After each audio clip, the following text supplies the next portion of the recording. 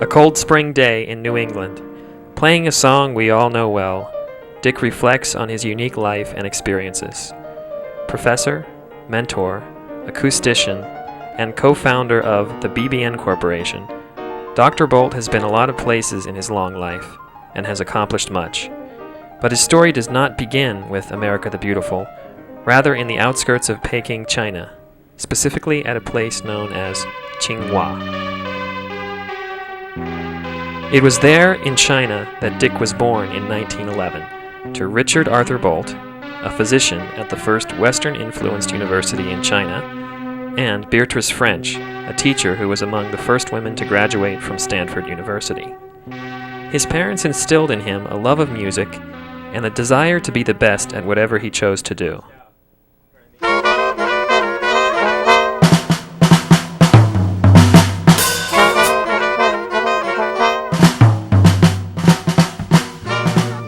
Before entering the University of California at Berkeley in 1928, Dick attended 10 different schools.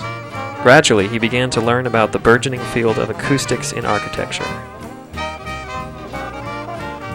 In 1933, Hitler rose to power in Germany. Erste Besitz auf dieser Welt aber ist das eigene Volk. Es lebe unsere Bewegung, es lebe... Dick Bolt had just received his degree in architecture from Berkeley and was on his way to Germany to study with several famous professors. In early 1939, Dick Bolt received his well-deserved doctorate in acoustics. It was also around that time when he first met Leo Beranek, another rising star in the field of acoustics. Eventually, they would form a partnership that would change the face of acoustics and technology. But due to a global turn of events, this partnership would not be solidified for another 10 years. 1942. The Second World War was raging in Europe. A persistent problem for the Allied powers was the presence of German submarines in the English Channel. Dick worked with a subsurface warfare team. As a result of this work, the presence of submarines was eradicated from the channel in the final years of the conflict. Following the war, Dick ran the acoustics laboratory at MIT.